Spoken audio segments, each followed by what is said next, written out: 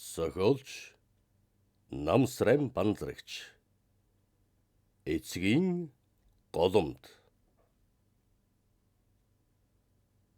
Өвгөн намсраа өнгөрөх чинь тун сайхан унджээ.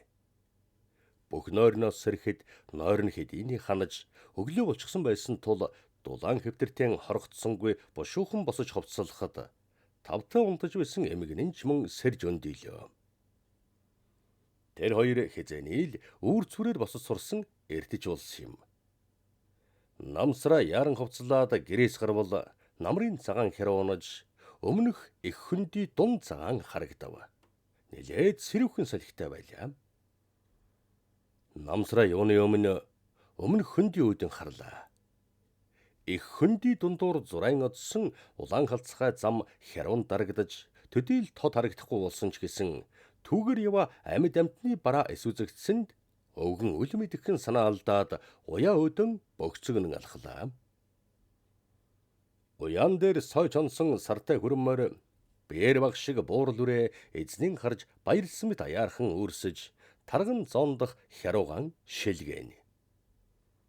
Намсраа уяан дээр ирж юуны өмнө сартай хүрнэн тойрон ажиж уяа сойлгонж сайхал таарч байна. Хөөмөний хөрчрээд би энэ хагсарч гүйцсэн энэ мориор хахадуу айлямтнаар буурж мотход сансан газар нь хөргөх биздэ гэж бардамнан бодоод өмнөх зам руу дахин харлаа. Зам мөн л хоосон ажээ. Өвгөн баахан урам хугарсан янзтай уйж хонсон мордон тавилаа. Нар мандах дохиж тэнгэрийн зүүн хаяа улаарчээ. Хотонд хэвдэж байгаа хонид захаасан босож хотны захын шарлаж гатсан өвс өнөрлөнө. Өвгөн хондон аажимхан босгож наран мандах зүг гэллээ. Зүүн талын хоёр гэрийнхэн ч босон болтой яндангаар нь утаа баагж эхлэв. Намсраа бэлчиж байгаа хоньныхон хойноос харснан гэртэн ороход баруун хаяанд дөөжилсэн хоёр том хөхүүртэй айрыг шууган нэг нь амааран бялхаж байлаа. Өвгөн айргаан хөржигнүүлэн хэд бүлээд том модон хул авч айрыг хийгээд дээгүр нь хөвөх тосыг үлээснэн шимэн уулаа. Намар орон шинэ хүйтэн айрыг хамар сэтлэг шахан сангинэж хоолойрон тос адил гулган орлоо. Айрагч мөн сайхан байна да. Хоног хугацаа талиж өвлж ойртлоо. Хүү маань жирэх хөг өнгөр болтой та. Хүн амтан ч бууж мордохгүй ни. Энийг айргийг хотоор ангуугаад барахгүй ни. Гүүгэн тавина байгаа. Гэж өвгөн хэлээд зүүн хойнон гарч завилан суув. Эмгэн цагаан самрах зуран хүү өнөө маргаашгүй ирнэ. Урчин би хүүтэйгэн золгож байна гэж зүудлээ. Гэв. Намсраа бодол болон тамхиан нэрж асаагаад айда бөөмэддэ. Ул самтны хөөгдөр сэлдуулдах юм. Миний хүү ягаа сатаад байгаа юм бол. Гэж санаа алдан өгүүлэв. Ажил төрлөн ламжихгүй байгаа байлгүй дээ. Гэж эмгэн хүүгийн өмөрсгөн хэлбэл өвгөн хялам хийж ажил төрөл. Гот юуны ажил байх юм. Цэргийн хооронд хоргодоо суух хэрэггүй. Цэргийн хүн чинь өнөө хугацаанд дуусвал маргааш нь орон гертэн дамждаг юм. Гадааны хөгтөө чөөр болж тэ. Айгүй бол хоттол таны жива байлгүй. Гэж уцаарлангүй гөвтөнлээ. Төрсөн их жах хоёр нь хотод байгаа хойно хэд хоног тедэн дээрээ саатаж болдог байгаа та. Хөөх юм хэдэн жил цэргийн алба хаасан юм. Хүрчрээд л энэ хэдэн малын хойноос бор богсхийлгүй хөөцөлдөх хамтан хэд хоног ч гэсэн амар байг. Гэж эмгэн хэлэхэд нь амар гэн шүү. Биеийн амрыг харж хот суурин газар ажил төрөлчгүй таниж байхаар төрсөн гертэн буянт малын хан дэрэг дэрвэл харин амарна.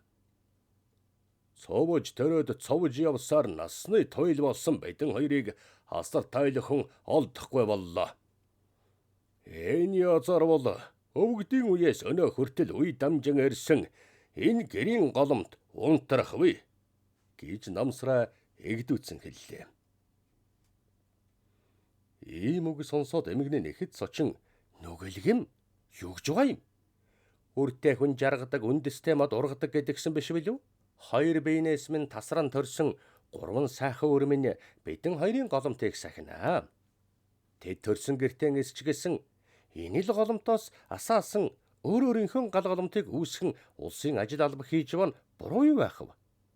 Гэв. Эмгний хэлдэг аргагүй үнэн боловч төрсөн гэр орондоо тогтохгүй хотод суугаа охин хүү хоёр тон одоо бас эрх эсгэн сургуу болсон отхон хүдэн тонож гомдсон өвгөн баахан бухимдуу тонирхуу болсон тул 50 шахам жил тоонтойгэрт толгой холбож тостой шилэнд хошуу холбон жаргал зовлонгон хуваалцсан цайлган цагаан сэтгэлд халамжид хань өдөнж эгзлэн харж зүрхэлсэнгүй. Малаас зүгтсэн заяагүй амьтад гэж аяархан хэлчгээд хуучин муу бүрхмалгаагаан шүүрэн аваад гарлаа. Нар талын бяцхан толгодын цаанаас дөнгөж цохож байлаа. Их тал намхан толгодыг цав цагаангөр бодсон анхны хэрв нар үзэгтэйгэн зэрэг ууршин хайлж тал тарлан цоохор болжээ. Хонд нь наран сэрэг ажуухан бэлчиж байв. Айлын хархуу адуухан хурааж явна. Өвгөн гүнзэлөөд очиход адуун жирлээ. Уйж сурсан номхон унгнуудыг намсараа айлынхантайгаа хамжин ногтолж уяад. Даата энэ хавийн өвс ч муудхан байна. Ингэсгээд гүүгэн тавьж нүүнугаа гэхэд айлынхан нь юм хэлсэнгүй. Айлын хоёр гэр бол үнэндээ нэг айл бөгөөд намсран туслах хон чим. Хамгийн зүүн талын багшаархан дөрвөн хантай гэрт хоёр хөгшин бай. Дунд талын шинэхэн цагаан гэр бол тэдний охиных юм.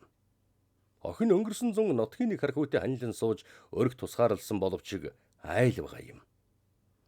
Эдний хот нэгдлийн 1000 тонн хариулж байгаа бөгөөд өрг тусгаарлсан охиных нь адуу маллаж байгаа билээ. Намсраа отхон хүүгэн цэргээс холгодож ирнэ гэж өөрийн хэд айл амтны нийлсэн 20 үг айл 100 улсын баярын өмнөхнөөс эхлэн барьж саасан ажээ. Гэтэл хүлээсэн хүн жирсэнгүй 100 өнгөрч намартай золгожээ. Гэлээч гүүгэн тавьсангүй саасаар айрган эсгсээр хоторон уугаад хөхүр дундрахгүй шахан байлаа. Намсранха 3 хүүхэд төрүүлж өсгөжээ. Хамгийн том нь охин бөгөөд хэдэн жилийн өмнө 10 дугаар анги төгсөж хөдөө гэрт анжирсангүй аймгийн төвд ажилд орж хотын нэг хархуу дагаад нийслэл рүү явчихсан юм. Дараах хүн мөн л сургууль соёлын мөрхөөж явсаар 2 жилийн тэртээ дээд сургууль төгсөж мөн л хотод албахаах болжээ. Намсран том охин хүү 2 тон нэгэнд амьдралаа өөрсдөө шийдэж тогттой томоотой хань жилтэй болж сайн сайхан амьдарч яваад нь баярлаж л байдаг юм. Охин хүү 2 нь тус бүрдийн 2 хүүхэдтэй болж өвгөн эмгэн 2 4 хөөрхөн ачтай болсон бөөн баяр авчирчээ. Охин хүү хөргөн бэр ач нар нь зуны дэлгэр сайхан цагт хаяа айлчлан ирж 2 хөгшнийг маш их баярлуулдаг ч гэсэн тэд нь намрын шууд шиг л буцаад явчихдаг нь данчиг гомдолтой санагдана. Намсраа болдгсон бол охин хүү хөргөн бэр ач нараа тойруулж хаад нуурт цугласан шууд шиг л инээж шууган байхыг боддог байлаа. Тэд бас жил бүр ирж амжихгүй. Өвгөн ч бас тэр бүр хот орж чадахгүй. Өр хүүхэд нь төрсөн гэрэн орхиод өдсөд нь ургаж үгүйцээд нисээд явчихдаг шувуу айдал амьдралын эрхээр инхүү явахыг өвгөн санаан зоргоорон хоригдож дийлэгчгүй. Тэр бол амьдралын жам юмаа гэдгийг сайн мэднэ. Харин отхон хүүгэн л гал голомтон сахин үлднэ гэж бат итгэж найдаж байсан юм. Төвний отхон хүүн багасаан малд нүдтэй эцгийн дурайсан малж ажилч болох төлөвтөд нь өвгөн ихэд баярлаж байсан билээ. Отхон хүүн 8 дугаар ангиан төгсөөд малчин болно гэж саналаа өгөөд төрсөн гэртэн ирсэнд нь за энэ хөөгтөл голом тэмэн сахиж үлдэх ёроолтой байж дээ. Миний малчуудам ингээд л үрээс үрдмэн дамжин үлдэнэ гэж бардан бодож байлаа. Хүүн 2 жил эцгэн дагаж хонь хариулжээ. Хүүн ч сүрхий сайн малчин болж тэдний мал жирэл дараалан өсөж нэгч төлийн гар зүзэлгүй сум аймгийн авраг малчин энх сүрэгтэн болов. Тэгтэл хүүн цэрэгт морджээ. Хүүгийн цэрэгт явхад баахан доромчхон байсан ч хүүн аав минь дээ. Эр хүний заавал билбэлэх үүрэг талбай насны залууд хаагаад ирээ те. Ээж та хоёр маань ч бас ануухан байна. Гэсэнд одоо нэрэнж тийм юм уу да гэж бодсон юм. Хүүн цэрэгт очоод байн захаа бижиж мал сүргэн өсгөж үржүүлэхийг ямагт захина. Үүнд нь намсраа их л баяртай байлаа. Насан турш мал дагсан болохоор хүүгийн цэрэгт явлаа гэд гэдий суусангүй улмал мэрийж малынхан хойноос хөөцөлдөн байж төлөөн сан бойжуулж мал сүргэн улам өсгөн ашиг шимийн сайн авч өнгөрөх чөвлийн цагаан сараар улсын авраг малчны хүндэт цол хүртэж 5 хамтай цагаан гэрээр шагнуулжээ. Шагналд авсан шинэ гэрээн хүүдийн хадгалъя гэж бодоод тэр чигээр нь хураах гэснээр болж өлзий буйнаа хайрлсан халуун хошууд мал сүргийн ач төрийн хайр хишиг цагаан өргөндөн өвгдийн үеэс дамжин ирсэн гал голом том бадраажээ. Хүүгэн ирэхлээр шинэ гэртээ оруулж гал голомтон сахиулна. Эмгэн бид хоёр хуучин гэрээн барьнаа. Хөгши ямааны насгүй болсон бид хоёр хичнээн жилэмд явхав. Отхон хүүдэн голомтон залгамжил болвол болох нь тэр гэж бодсон ажээ. Тэгээд битүүхэндэн хүүтэн хань болох бүсгүйг ирж хайдаг байж. Хамт 1 жил 8 дугаар анги төгсөөд малчин болсон айлынхан охиныг хүүтэн хадгалж байна гэж бодоод гаднаас хаяа үзэгдэх харцуулж алдчихгүй санаатай нүджиг тавьж байлаа. Тэр охин мал сүрхээ. Зөвхөн малдаж биш, үйл үрцэнд ч ээжигийн дурайсан уран болох төлөвтэй айсан ээлдэгхэн нүд дүрэн сайхан бүсгүй болж байлаа.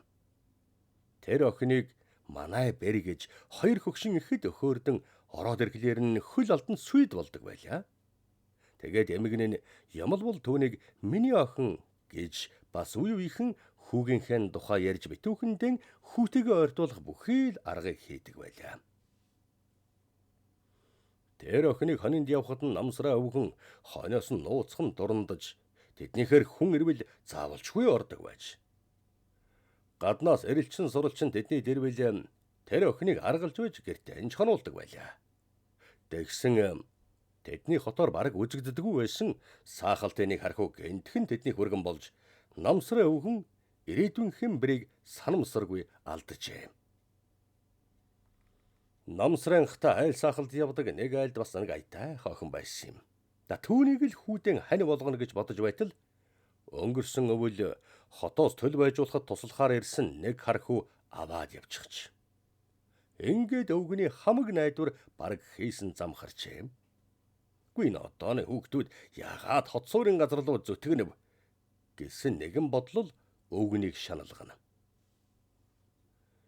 Цэрэг сургуульд явсан хөвгүүд охид төрсөн нутагтан эргэж ирэхэн цөөрч хотод суучхад харин өвөл болохоор л эдж хоол явуул гэж хэлүүлэх болсонд өвгөн их л ундууцаж махан тийм дуртай юм бол хөдөө гарч ирээд малаа маллаж махаа идэх нь яалаа гэж бодно. Гэлээч бас охин хүү хоёроо өрөвдөж жил бүрл тарган өхрийн мах явуулдаг байлаа.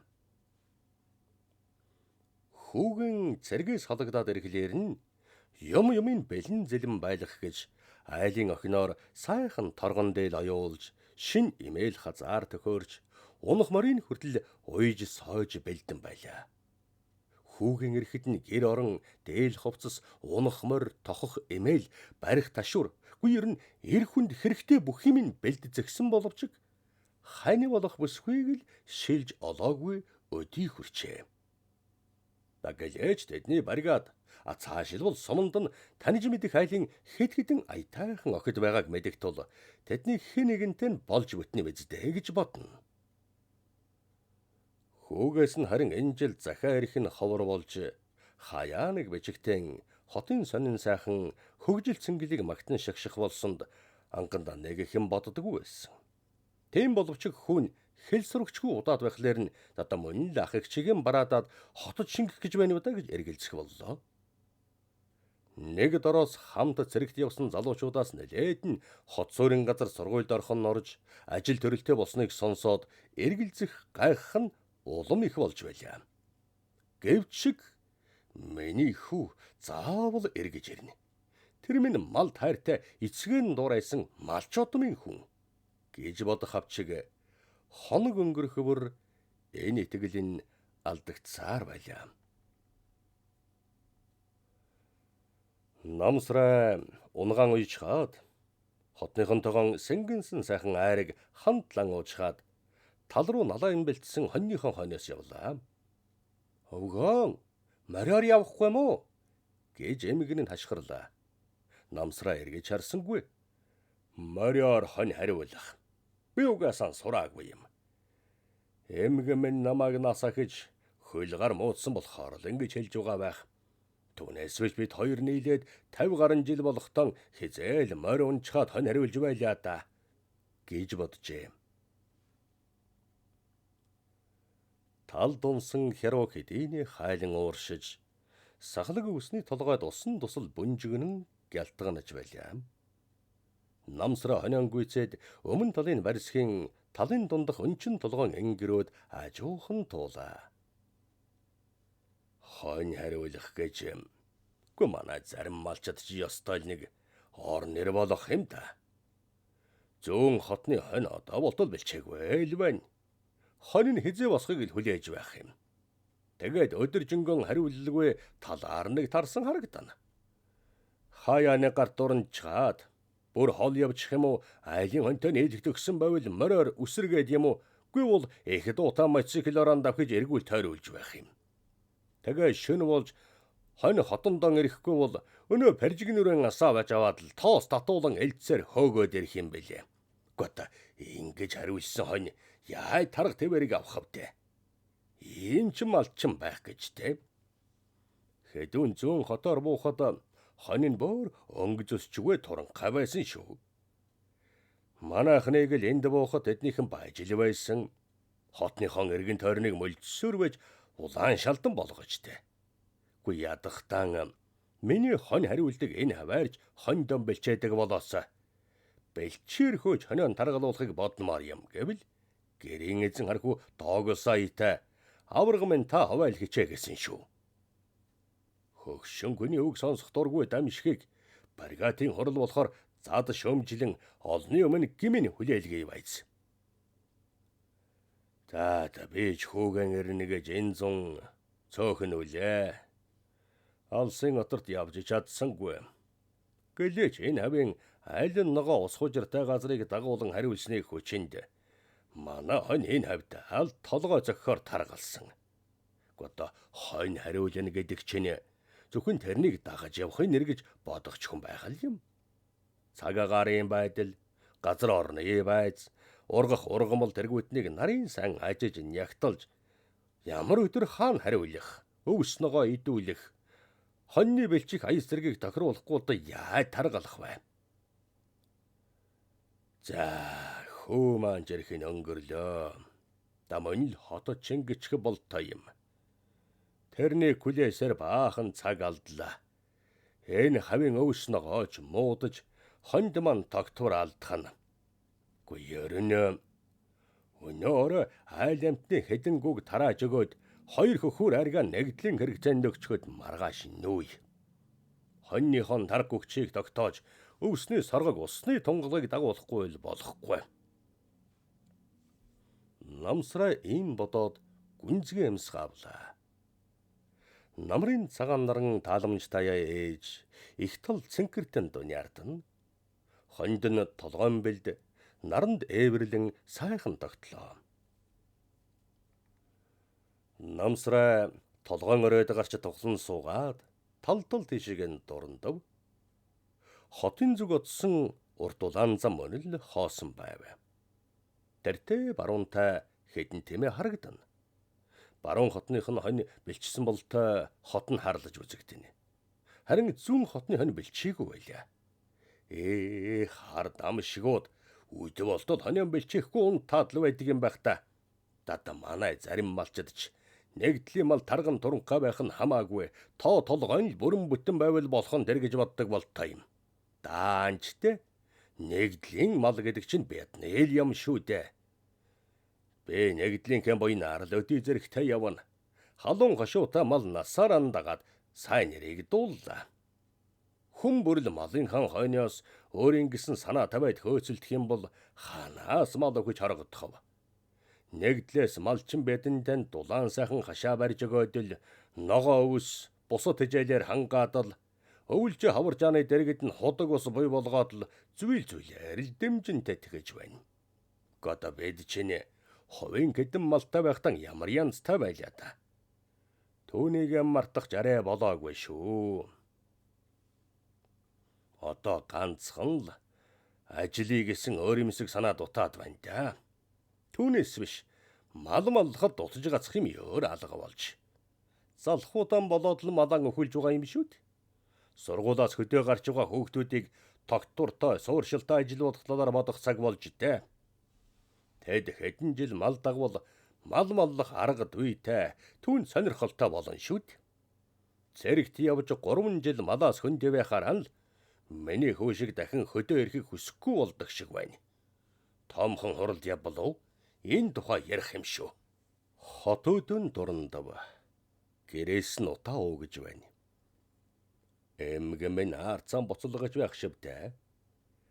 Хогшин бят хоёрыг өнгөрөөд өхлөөр энэ айлын утаа унтарч малчуудам тасархана гэж бодхоос тунчиг эвгүй санагдав. Гүнзгий шүүр салдаж өөр хүүхэд төрүүлсэн ч гэсэн хэрэг алгадаа. Буянт малаас юунд зогтнов гэж уймран хор шарн хөдөлж огцомхон босгод толгой нэргэн газар дэлхий дайвилсан хөмөрх шиг л боллоо. Нүдэн анаас өхрөн суухтан ингээд өнгөрч байгаа хэрэгүү. Эцгийн голомт малчуудам минь гэж шивнэн хэлжээ. Зүрх нь хүчтэй дэлсэж амьсган дээрдэг шиг болов. Нэлээд удаан сууснаа нүдэнийн харвал 70 жил харж дассан номин ногоон тал нь яг л урдын адил сэтгэл дотн сайхан цэлийж байлаа. Өвгөн зүрхнийхэн зохилтыг чагнан хэсэг суугаад аажимхан босгод толгой ирэх нь гайгүй болжээ. Олон хоног нүдэн хөхөрдөл ширтсэн урд улаан замаар тоос босож жижигхэн хар тэрэг жирийн давхиж байх харагдав. Тэр машин хурдлан догсаар зэрэгцэн ирснэн замаас гарч нааш зүглэгт нь намсраа толгоон өрөөноос яаран буух зур нэгдлийн дарга нар яваа юм байх та гэж бодов. Машин ойртон ирээд налайн бэлтсэн хондийг үргээхгүй гэсэн янзтай зогслоо. Өвгөн машин өд бөгцсөн олоход машинаас 2 хүн бууж өөдөөс нь тосон айсв. Намсраа тэр 2 хүнийг таних санаатай хэд алгаснаа зог туслаа. Түүний зүрх гинтхэн пал хийж үг хэлэхгээ чадсангүй тэмээл аман ангаажээ. Өнөө 2 хүний нэг нь өвгөн өөд хүүхэд адил хол дэгдэн аваа гэж их л инкри дотн дуугаар дуудахад өвгний нүдэнд нулимс цээлэлсэн ам нь өмөлзөн. Хүүн тулж ирээд 2 гараан сунган эцгийнхэн амрыг ирэн золгоход өвгөн гар зөрүүлэн золгоод инхрийлэн үнсэхтэн нулимсaan жартсангүй. Миний хүү ингээд ирдэг байж за тэгээд бүр ирв үү? Буцаж явах уу?